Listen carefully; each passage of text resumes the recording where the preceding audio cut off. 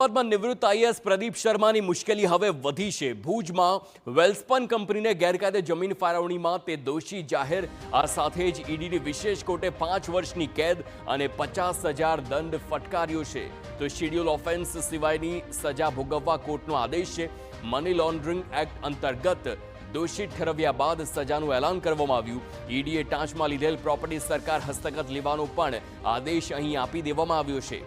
તો પ્રદીપ શર્મા સામે સજાનું એલાન કરતા કોર્ટે કહ્યું કે પ્રદીપ શર્મા હાલ જે કેસમાં સજા કાપી રહ્યા છે તેની સાથે જ અલગ અલગ આ સજા ભોગવવાની પણ રહેશે। આ ઉપરાંત ઈડી અધિકારીને જે પ્રોપર્ટી ટાંચમાં લીધી છે તે સરકાર હસ્તગત જ રહેશે। સરકારના પરિપત્ર મુજબ કલેક્ટરને માત્ર 2 હેક્ટર સુધીની જમીન ફાળવણી સત્તા હોય છે। આ સાથે જ આ મર્યાદા હોવા છતાં પ્રદીપ શર્માએ 47,173 ચોરસ મીટર જમીન મંજૂર કરી હતી અને એને લઈને પ્રદીપ શર્માને કોર્ટે 5 વર્ષની સજા ફટકારવામાં આવી।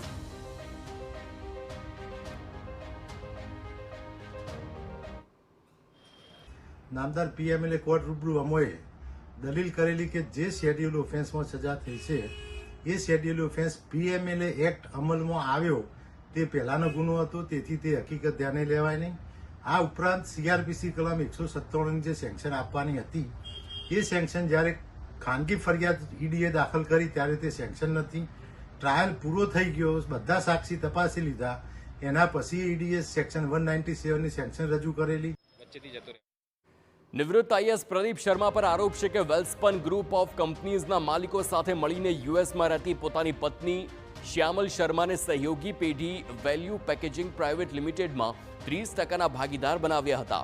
2007 સુધી શ્યામલ શર્માએ કોઈ મૂડી રોકાણ નહોતું કર્યું ને જ્યારે 2008માં 1 લાખનું રોકાણ કર્યું હોવાનું પણ સામે આવ્યું। એપ્રિલ 2008થી જૂન 2009 દરમિયાન શ્યામલ શર્માને નફાના હિસ્સા મુજબ અંદાજિત 28 લાખ રૂપિયા મળ્યા। આ રકમમાંથી 22 લાખ રૂપિયા તેમના એનઆરઓ એકાઉન્ટમાં જમા કરાવવામાં આવ્યા હોવાનું પણ સામે આવ્યું। પ્રદીપ શર્માએ આ નાણાંનો ઉપયોગ ગાંધીનગરમાં રહેતા ઘરમાં બાંધકામ માટે લીધેલ લોન ચૂકવવા અને ગાંધીનગર દહેગામ ખાતેની જમીન ખરીદવા માટે કરી હોવાનો પણ આરોપ હતો। આ ઉપરાંત તેમણે હવાલા મારફતે ભારતથી અમેરિકામાં મોટી રકમ ટ્રાન્સફર કરી હોવાનો પણ આરોપ છે।